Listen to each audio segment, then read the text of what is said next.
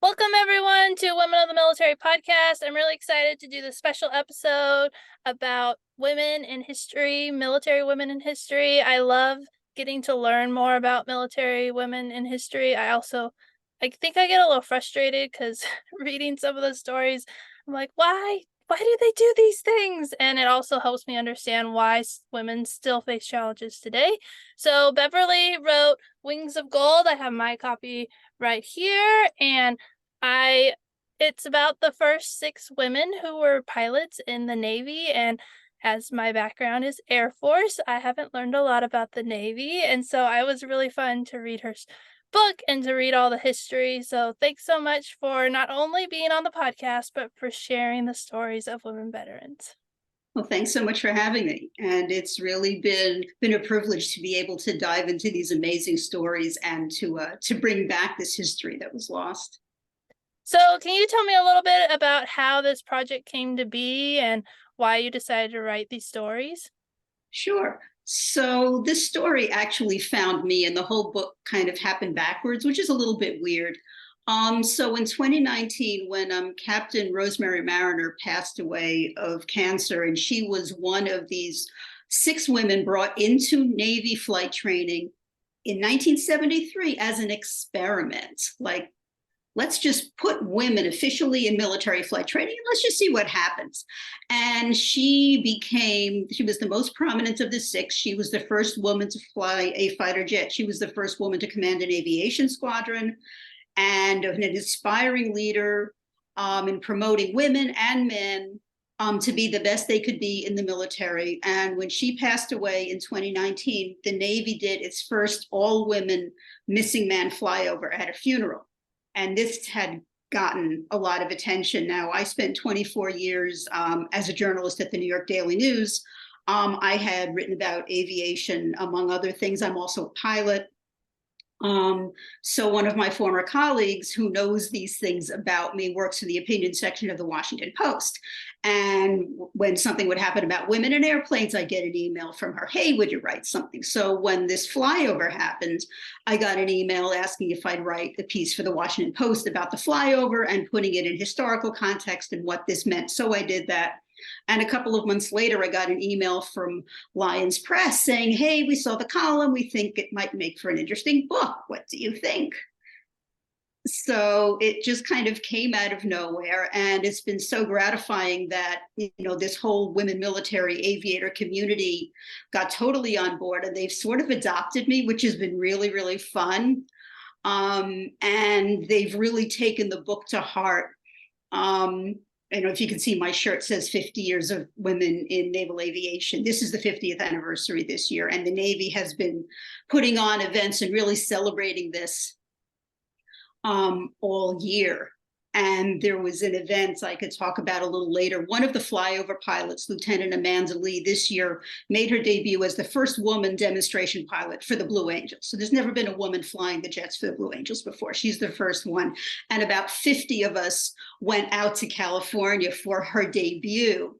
And a number of these incredible, military aviation pioneers, these women, they were carrying around copies of my book and passing it around for people to sign like a yearbook, which was so gratifying and such a relief because, if I had gotten the story wrong, they would have told me in a second. Yeah, they would have. They would have been like, you did this wrong, this wrong, this wrong. Yeah.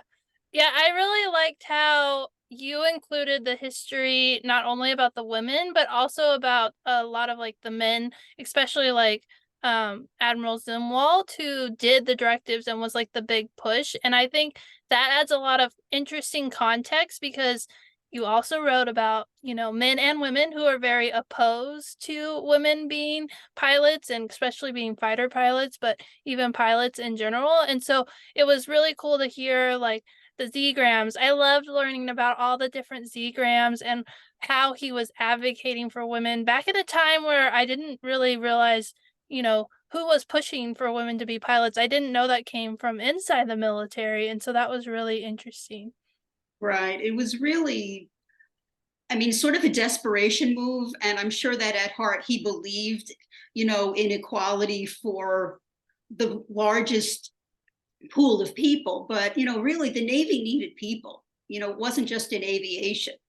They were looking down, with all the turmoil of the Vietnam War and all these social changes in civilian society, and the Navy was not having any of it. And enlistment was way down and morale was terrible. And they were looking at having to attract volunteers because the draft was ending. So they had all these factors working against them. Plus, in terms of women, they thought that the Equal Rights Amendment was going to pass, and there were all these restrictions on what women were allowed to do. A woman couldn't be a commanding officer over men. A woman could not set foot on a ship. A woman could not set foot on aircraft. And they were looking at this and expecting that soon all these restrictions would be unconstitutional. They needed to get out ahead of it. So that was part of why, in Zumwalt's push to modernize the Navy, that women there needed to be a special Z-gram addressing these limitations on women and explaining why they needed to go. And the flight training program grew out of that. And you talked about the Air Force. I mean, the other branches were like half a step behind the Navy.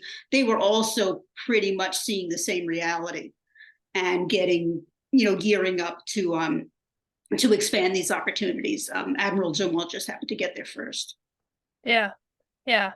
Well, and I know it's near the end of the book, but I really liked a quote that you put from Rosemary talking about we're not doing, because it was when they're advocating for women to get into fighter jets. And she's like, I'm not doing this for me. I'm doing it for the women who follow me. And as a woman veteran, like reading that quote, and I just heard a 98-year-old woman veteran, she said the exact same thing. Like, I'm so proud of you guys because we pushed and advocated. And so I think that's like one of my favorite parts of the book is that quote where she talks about how she's advocating for the next generation. And that's a theme I've seen in the podcast is like women are doing these amazing things and they're breaking down barriers.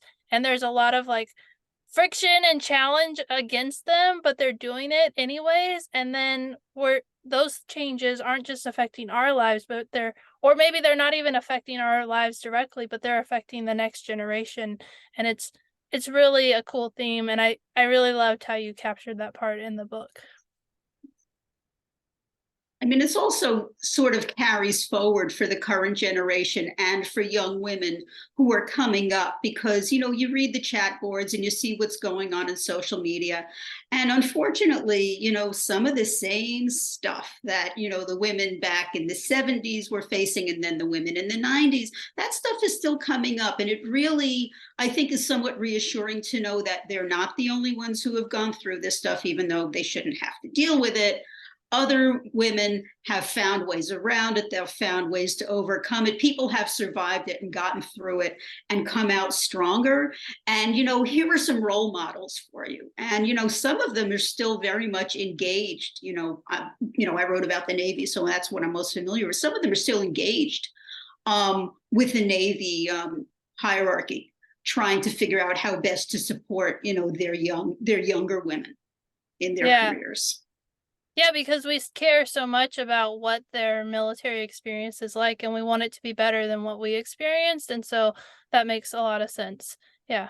So let's talk a little bit about the 6 women and how you chose to tell their story, because I thought you did such a good job of telling their story with 6 women pilots. You could easily get lost in all the details. And as the reader, I could have been like, who, what? Once I read a book and it was about an amazing woman, but there were all these side characters. And as an audiobook, when I was listening, I was like, I don't know who it is. I'm so confused on the storyline, but you did a good job of weaving in new characters as, they experience different things. So how did you go about writing the book? So I was fortunate, and this project actually came up 4 months before COVID hit. So this became my pandemic project. So I had all the time I needed to write. However, doing the research was a little bit difficult. I had tickets to Pensacola. I was going to the Naval Aviation Museum. I was going to the National Archives, and none of that was happening because nobody was going anywhere. But I was really fortunate in that so much had been written about these women at the start of the project. And with each milestone, there was huge press interest. And, the Navy drummed that up a lot. They may not have liked the idea of women pilots, but it was really good publicity. So they really milked it. So that was great for me as a researcher, that the contours of the story were all there, who was where, when, and how they overlapped and what their unique experiences were. And I was able to get in touch with the women and their families through a couple of listservs, and some of them had kept every last piece of paper, every piece of memorabilia, everything, and they were like, "Come to my house and see my archive," which was amazing. And it was then just a question of, and this is a standard journalistic practice. If you're doing any kind of an investigative piece, you're building timelines. And then you're seeing what was happening outside, the external forces that were acting on what they did and the changes they got made. And then just kind of seeing how the interplay was, and then having, defined, who are the six people and what did they do, it would be different writing a biography, but writing a history, who had the stories that best illustrated the various themes of what was going on in terms of society and what was going on in terms of the Navy and in terms of family and in terms of women's opportunity and promotions or lack thereof, and how they pushed back, how they enlisted help, how they found help from places they never might have expected it would come, and then the changes they made and how those resonated. So yeah. It was, able to sort of pick and choose, who has the best stories that had, the most impact, and giving everybody equal time, because, they had six women who were never in the same place at the same time. If two of them or three of them were in the same place at the same time, that was unusual. They were on their own. And, how each of them had to fight through that, and the lack of expectation and the lack of basic facilities. You don't have a ladies' room. Jane O'Day was stationed in Spain, and her skipper said, "Well, we don't have we has one bathroom. You can't use it," because there was no ladies' room. And, this became, this was a perpetual issue that was, going on through the decades. Well, it's impossible to put women on ships because there are no bathrooms for them. How she overcame that. How Rosemary Mariner's first skipper, put her in for jet transition training, even though women weren't allowed to fly jets at the time, and how they were all begging to be allowed to carrier qualify. And they were like, "No, women can't do that." And not only did they not let women do that, they started taking it away from the men as well, which really did not endear them to the women. Joellen Oslin, who was the first helicopter pilot, who discovered that at her first billet, she wasn't allowed to land on a ship with the rest of her squadron. And that's the primary job, right? Carrying mail and supplies from the shore to the ship. And no, women aren't allowed on ships. You're not allowed to go on a ship. And she ended up joining a class action lawsuit challenging these restrictions. So it was how these women individually pushed back, through working through the system, and sometimes, working outside the system, and weaving those stories together. Yeah. And sometimes, it was like two steps or one step forward, two steps back with different things, where I remember the Navy, like the lawsuit passed, and was it the lawsuit or Congress changed something, and then the Navy was like, well, all these ships are now combat ships, so women can't be on them. And so It was like something that should have been really good for women, in the end hurt them more than it helped them. I mean, in some ways it helped, but it also like limited them in ways, just because the Navy was like, we're gonna make this so this works better for us. Right. It was, we're going to change the language so it sounds good, but now we're going to put in some restrictions. So yeah, you could go on a combat ship, which was if it had a combat mission. So maybe it would be used in combat at some point, not that it was being used in combat then. You could be deployed there for 6 months, but most seaborne billets were much longer than 6 months. So, if something happens in these 6 months, they're going to pull these women off the ship. it seemed like, it was kind of like a half a step forward. And Yeah. you're right, there was an awful lot of that, one step, forward and two steps back. And overcoming like the challenges. I think the the the part about, 1993 was when the law was finally changed that women could be in fighter jets and combat aircraft. But I read your book and then I read Fly Girls Revolt before your book. And so Mhm. reading both, Fly Girls Revolt and your story and like different pieces of information and um I think what was hardest for me to read was the women who were like advocating against women, and the challenge. The biggest proponents for women not to be in fighter jets were women.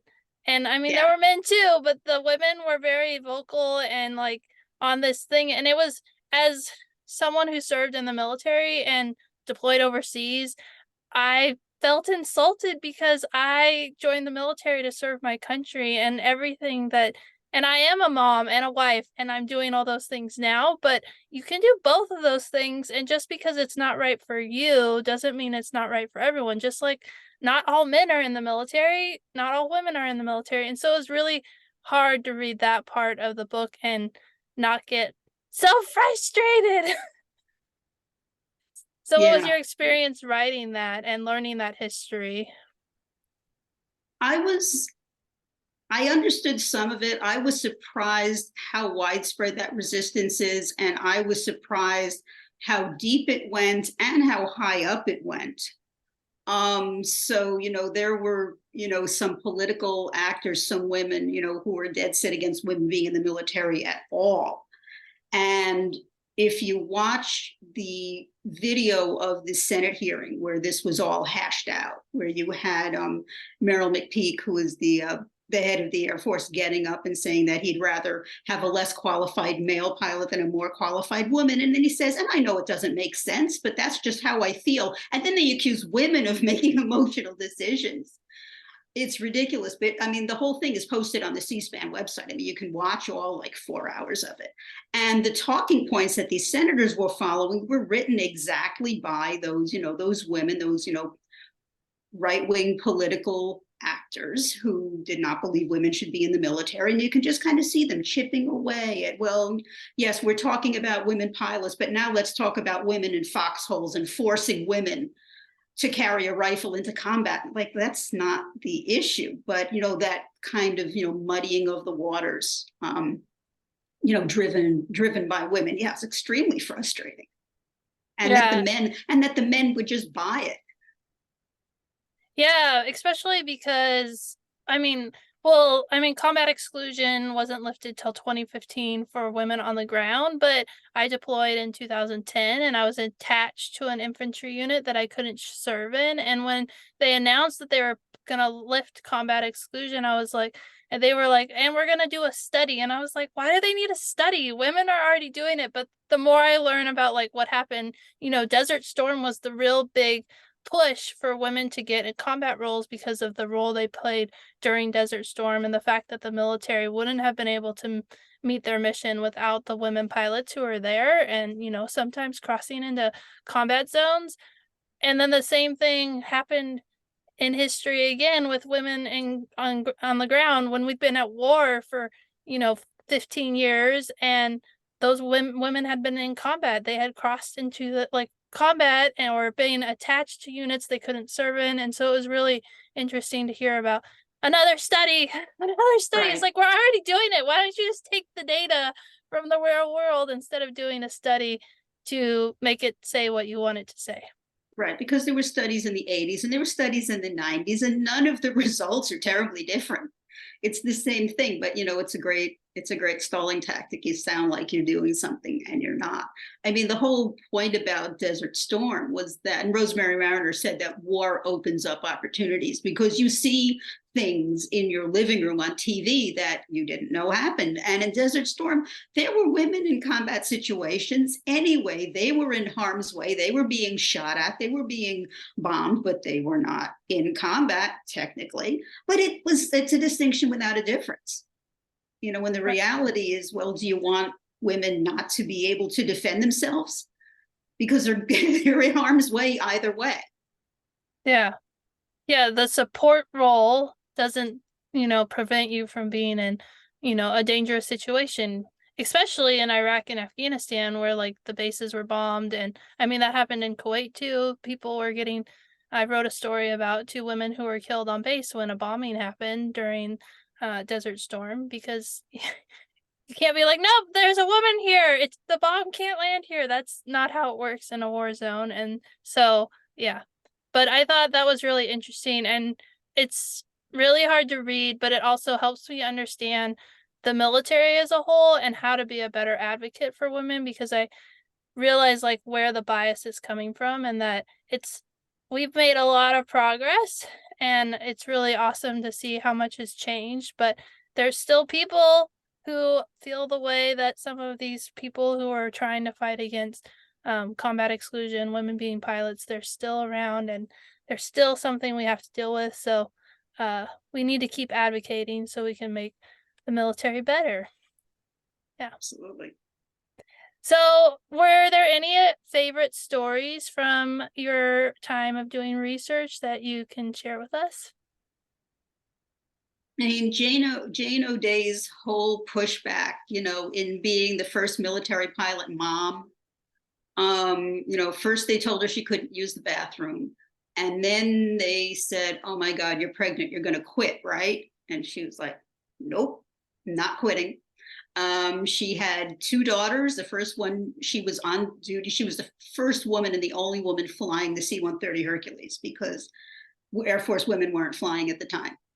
So her crewmates thought it was great. Her skipper wanted her out, but she did not leave. I think she flew until her 7th month and then went on desk duty, and then got a promotion, and then went back. When she was pregnant the second time, she was a flight instructor at Pensacola, and I think she said she quit in her 6 months because she couldn't reach all the buttons and switches anymore in the T-34, and she logged like 100 hours of flight time. The baby logged like 100 hours of flight time. So just her whole trajectory, how she had to make something that looked like a uniform, because there were no maternity uniforms, of course, and that was technically allowed, but she had to create something because there was nothing that would fit her.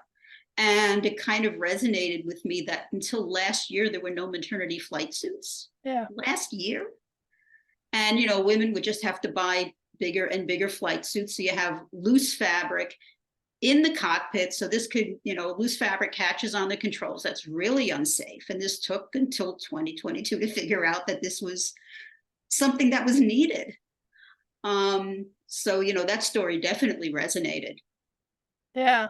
How Rosemary Mariner's first skipper, Raymond Lambert, needed jet pilots. So, he just sent all the names in, including hers, and her orders kept getting lost.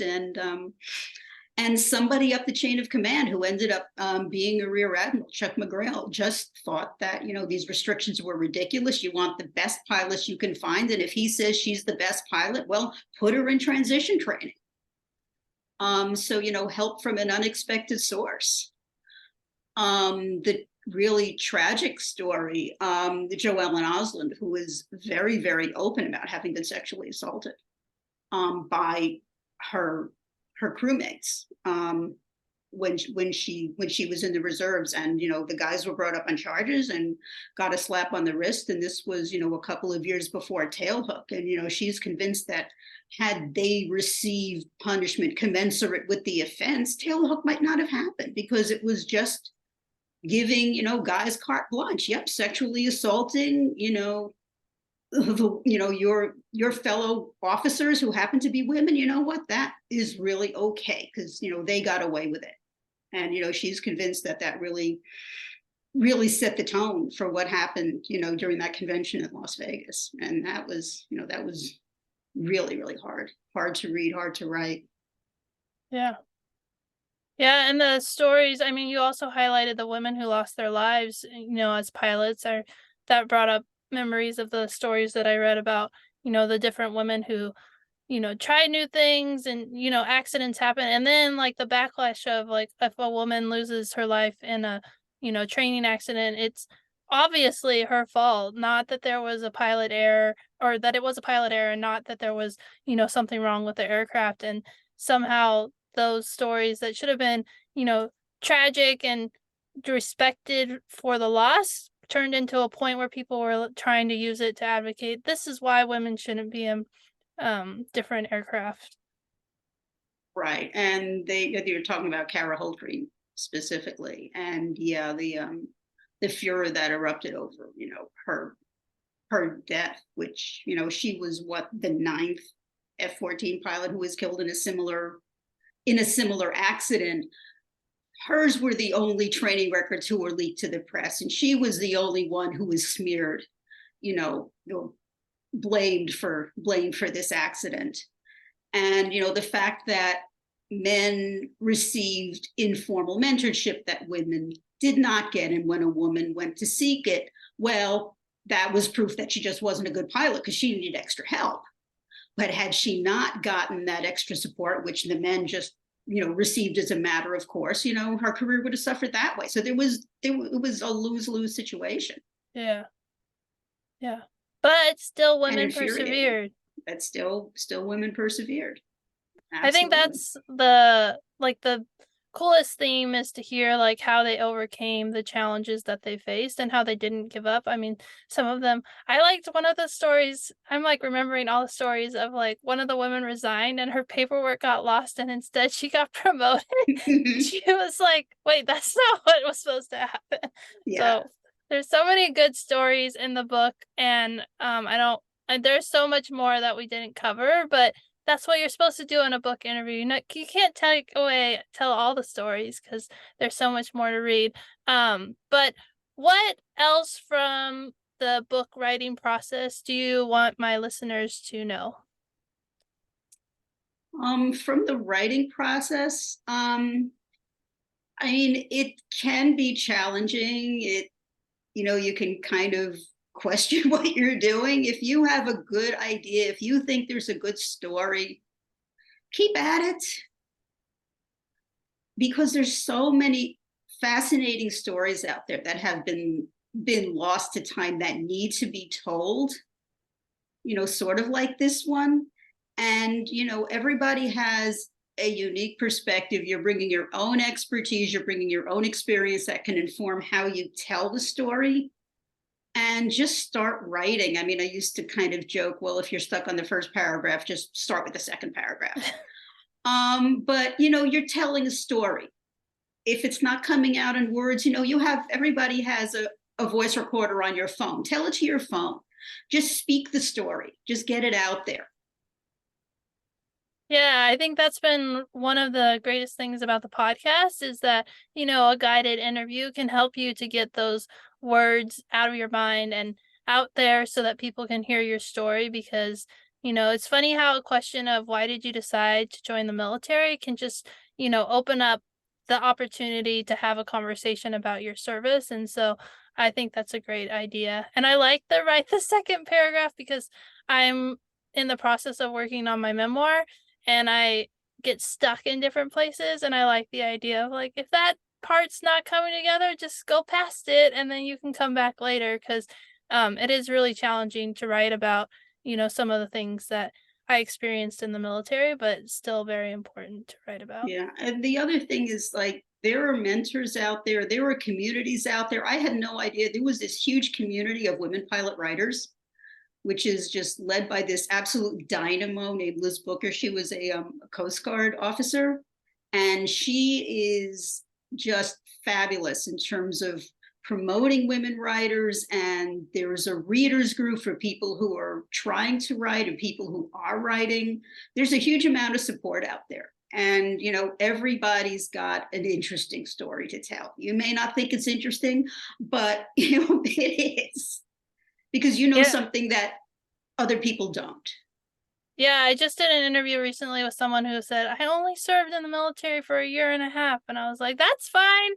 I'm not gonna, you served your time and, and I was like, that just makes for an interesting story because I need to know what happened to lead you to get out of the military so quickly. And it was a great interview. And so I think you're right. Everyone has a story to tell. It's unique. It's different and, personal to you. And there's so much value in sharing those stories. So, and I always like to end this interview with advice for women who are considering joining the military. I know you didn't serve, but I feel like you got adopted into the military Mhm. community. So I'd love to hear your thoughts about women joining the military.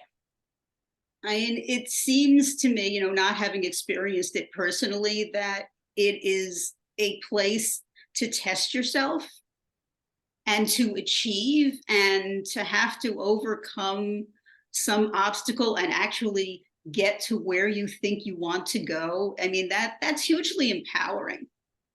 And, kind of like writing, if it doesn't quite work out the way you think it's going to, there's probably another avenue. There's another way to challenge yourself. There's another way to pursue it. And, there's a whole network of people who are there who can assist you. I mean, nobody does anything alone. Some people might say you do, but no, there's always somebody who laid the path, who laid the groundwork, who can offer advice, a roadmap, suggestions. Reach out to people, because there are people who have been there and they know what it takes to get through, and they're there to help. Yeah. That's such great advice. I mean, so many people I've interviewed have talked about different people who have, opened the door for them or helped them in their transition or joining the military. And I think that's so true. No one does anything alone. We all have people, behind the scenes or, out there in front of us who are leading the way. And so reach out to those people, get advice, get connected. Such great advice. Thank you so much for writing Wings of Gold and sharing the stories of the first 6 women to be pilots in the Navy. I really enjoyed getting to learn more about these women and hearing more history of military women. Oh, thank you so much for the opportunity. This was really fun. So good talking to you.